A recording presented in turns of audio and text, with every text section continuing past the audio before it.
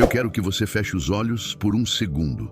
Sinta o peso, sinta o cansaço, aquele aperto no peito que chega antes da noite, quando a cabeça está livre para calcular o quanto falta, o quanto você deve e o quanto o futuro parece incerto. As dívidas, elas não são apenas números negativos em um extrato bancário. Elas são algemas invisíveis que prendem sua mente, roubam seu sono, tensionam seus relacionamentos e, pior, limitam sua capacidade de viver o propósito grandioso que Deus desenhou para você. Você foi chamado para ser cabeça e não cauda, para ser abundante e não escravo. Mas hoje talvez você se sinta exatamente o oposto, sufocado, diminuído e incapaz de sequer sonhar. Você está exausto de correr na esteira da sobrevivência. Você trabalha duro, se sacrifica, e no final do mês parece que saiu do 0 para o -10. O mundo te diz que a solução é um novo emprego, um novo empréstimo, um truque financeiro. Mas eu estou aqui para desmascarar essa mentira. A sua verdadeira libertação não virá de um conselho econômico humano, virá de uma revelação divina. A âncora em um mundo de areia movediça. A primeira e mais vital verdade que você precisa cravar em seu espírito antes de falarmos de dinheiro é esta: Deus não mudou. Ele continua o mesmo. O amor dele por você não mudou. O poder dele não mudou. Deus não falha. Tudo muda o tempo todo. Pessoas mudam, planos precisam ser alterados, sonhos são abandonados. Mas Deus, o Criador do mundo, permanece o mesmo. Ele continua sendo Deus, ele continua, não falha. Ele continua sendo Deus, ele continua poderoso e tem controle sobre tudo e sobre a sua vida também.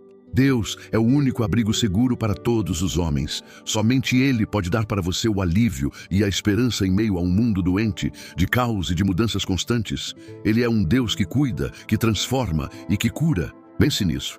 A crise financeira que você enfrenta é passageira. O seu credor é mortal. A sua limitação é temporária. Mas o Deus que te sustenta, Ele é imutável. Ele não se surpreendeu com a taxa de juros do seu cartão.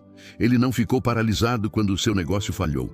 O poder dele para te tirar da cova das dívidas é o mesmo poder que ressuscitou Jesus Cristo. Se você está nas mãos do Deus que não muda, então o seu estado atual não é o seu destino final.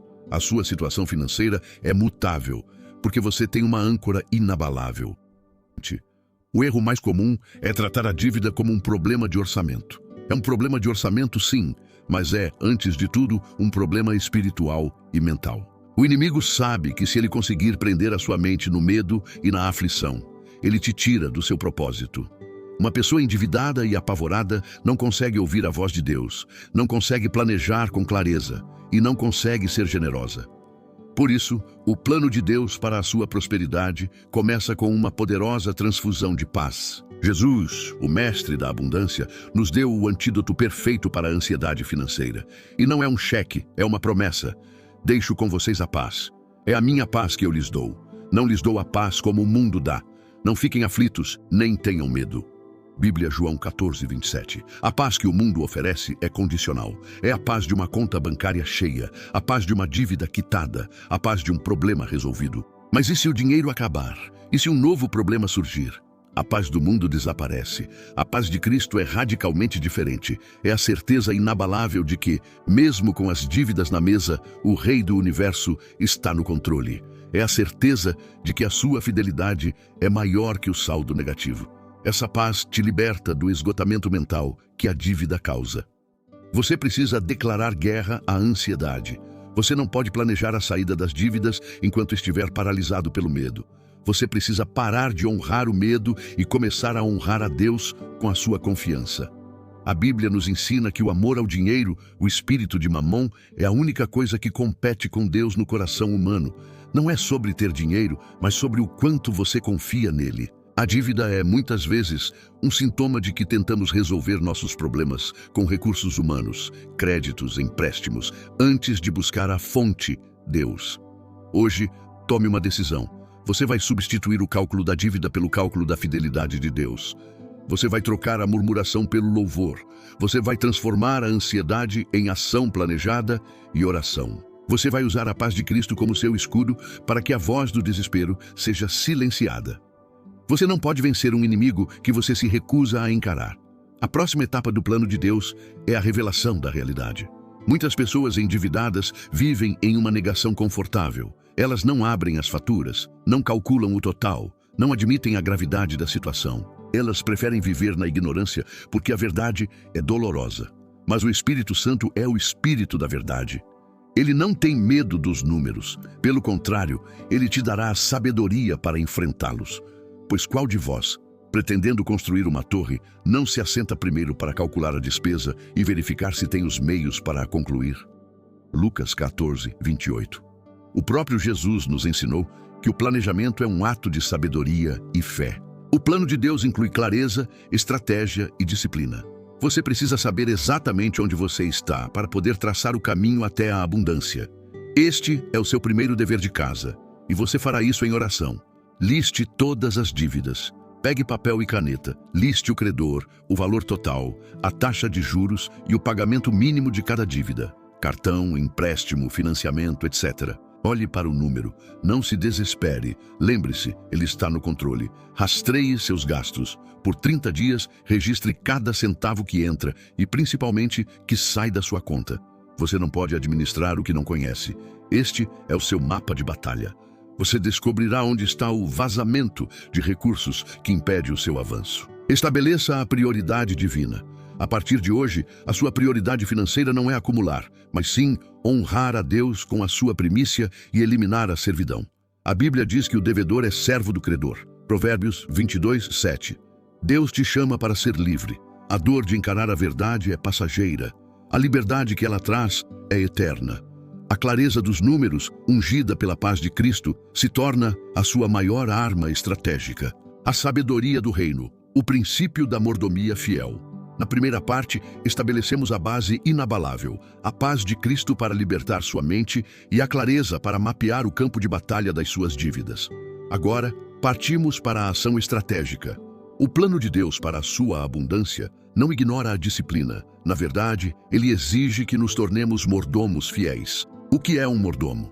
É alguém que administra os bens de outro. Nada do que você tem, seu salário, sua casa, seu carro, é verdadeiramente seu. Tudo pertence a Deus. Quando reconhecemos isso, a pressão diminui e a responsabilidade se torna um privilégio. A mordomia é o princípio de que a nossa prosperidade é um reflexo direto da nossa fidelidade na gestão do pouco ou do muito que Ele nos confiou. Quem é fiel no pouco, também é fiel no muito. E quem é desonesto no pouco, também é desonesto no muito. Lucas 16, 10. Você quer que Deus te confie a abundância? Comece sendo fiel na sua realidade atual, mesmo que o saldo esteja no vermelho. Deus nos ensina que a ordem é um catalisador de bênçãos. A fidelidade se manifesta na forma como você organiza e prioriza o uso do seu dinheiro. O plano de Deus para reverter a escassez se baseia em uma hierarquia simples e inegociável. Honrar a Deus, dízimos e ofertas, a primícia. Este não é um item opcional ou algo que você faz se sobrar. É o primeiro passo para convidar Deus a ser o seu sócio majoritário. O dízimo, a entrega de 10% da sua renda, não é sobre o valor que ele precisa, mas sobre o quanto você confia nele. É um ato de reconhecimento de que ele é a fonte e você é apenas o canal. Muitos dizem, eu não posso dizimar, estou endividado. A palavra de Deus inverte a lógica humana. Você não pode não dizimar, porque você está endividado. É a sua declaração de fé que quebra o ciclo da escassez. Trazei todos os dízimos à casa do tesouro, para que haja mantimento na minha casa, e depois fazei prova de mim, diz o Senhor dos Exércitos, se eu não vos abrir as janelas do céu, e não derramar sobre vós uma bênção tal, que dela vos advenha a maior abastança. Malaquias 3:10. Quando você honra a Deus com a sua primícia, ele se compromete em repreender o devorador das suas finanças. Depois de honrar a Deus, você deve honrar a sua palavra e sua responsabilidade. Isso significa moradia, alimentação, saúde e transporte. Dívidas. Priorize o pagamento. É aqui que a disciplina encontra a estratégia. A sabedoria humana prega o pagamento da dívida com o maior juro primeiro. A sabedoria de Deus, quando aplicada com disciplina, prioriza o que traz mais motivação e vitória mental. Chame de método da bola de neve espiritual. Priorize as menores dívidas primeiro. Liste as dívidas em ordem da menor para a maior, independentemente do juro. Coloque o máximo de dinheiro possível nela, mantendo o mínimo nas outras. Celebre a vitória. Quando a menor dívida for liquidada, o que era o pagamento mínimo dela agora é redirecionado para a próxima menor dívida. O valor que você ataca a segunda dívida é maior, e assim por diante. O objetivo deste método não é apenas matemático, mas psicológico e espiritual. Cada dívida paga é uma muralha derrubada, uma oração respondida, uma prova de fidelidade. Isso alimenta sua fé, te dá esperança e acelera sua disciplina, fazendo a bola de neve da libertação crescer cada vez mais. Sair das dívidas exige um corte radical no seu estilo de vida. A chave para a verdadeira liberdade é se recusar a viver com o mesmo padrão que te levou ao endividamento. Os planos do diligente tendem à abundância, mas a pressa de todo precipitado, à pobreza. Provérbios 21, 5. A pressa do precipitado é querer viver hoje com o que você ainda não ganhou amanhã, através do crédito. A disciplina é o oposto. Viver hoje com menos do que você ganha, para que a diferença se torne seu exército para destruir as dívidas. Seja brutalmente honesto. Corte todos os gastos não essenciais, assinaturas, luxos, restaurantes frequentes. Veja isso como um jejum financeiro, um sacrifício temporário para uma bênção eterna. O plano de Deus inclui o seu esforço. Busque em oração meios lícitos de aumentar sua receita. Venda o que não usa mais. Use seus talentos para gerar renda extra. A jornada de volta para a terra prometida da abundância exige que você pare de andar em círculos no deserto do consumo descontrolado. O sacrifício de hoje é a semente da liberdade de amanhã. A multiplicação, o caminho inverso da generosidade. Chegamos ao ponto crucial do plano de Deus. Na primeira parte, você conquistou a paz. Na segunda, você estabeleceu a disciplina e a estratégia de mordomia. Agora, ao se aproximar da liberdade total, Deus quer expandir a sua visão. A meta de Deus não é apenas que você saia das dívidas, mas que você se torne abundante para um propósito maior. A abundância no reino não é medida pela sua capacidade de consumir, mas pela sua capacidade de contribuir e ser um canal de bênçãos. Se você tem a mentalidade do mundo, você gasta o que sobra. Se você tem a mentalidade do reino, você multiplica o que você semeia. O generoso prosperará. Quem dá alívio aos outros, alívio receberá. Provérbios 11, 25. Esta é a lei espiritual da multiplicação. A lógica humana diz: vou parar de dar para pagar minhas dívidas mais rápido. A lógica do reino diz: vou continuar a ser generoso, porque é a minha generosidade que abre as comportas da multiplicação e acelera minha libertação. A generosidade como estratégia de saída. Mesmo no aperto, encontre maneiras de ser generoso. Oferta de gratidão. Separe um valor para ofertar a quem precisa, mesmo que seja pouco. É o seu coração que Deus vê. Isso quebra o espírito de retenção e escassez. Abra as mãos.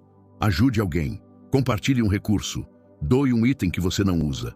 A generosidade é um ato profético que declara: eu creio no suprimento do meu Deus e não na limitação da minha conta. A prosperidade, na visão de Deus, é a capacidade de dar sempre e sem falta. Ao praticar a generosidade, você está treinando seu espírito para a abundância. Você está se preparando para ser o grande administrador que Deus quer que você seja. Finalmente, você terá quitado sua última dívida. Sinta a emoção. É um momento de louvor profundo e gratidão. Mas o plano de Deus não termina na quitação. Ele começa na libertação. A abundância plena é composta por 3 elementos. Paz financeira. Você não tem medo do futuro. Segurança. Você tem reservas financeiras. A sabedoria do reino ensina a poupar e investir para o futuro sem voltar ao endividamento. Capacidade de cumprir o chamado.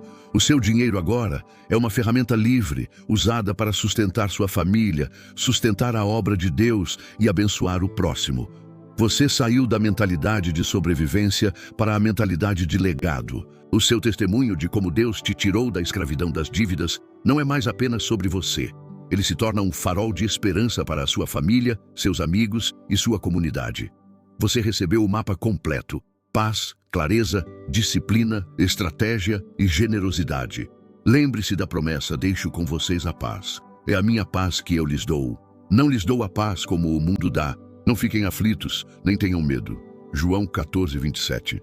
Deus é o seu refúgio seguro. Ele já te deu tudo o que você precisa para vencer. A sua palavra, o seu poder e a sabedoria para planejar.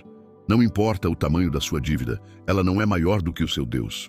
Decida hoje: Você vai parar de murmurar e começar a agir? Você vai trocar o medo pela fé em ação? O plano de Deus para a sua vida financeira está ativo. É hora de você ativá-lo com a sua obediência, fidelidade e disciplina. A sua liberdade está logo ali, esperando o seu próximo passo de fé. Qual é a primeira ação prática que você vai implementar hoje, além do dízimo e ofertas, para mostrar a Deus que você está a sério no seu plano?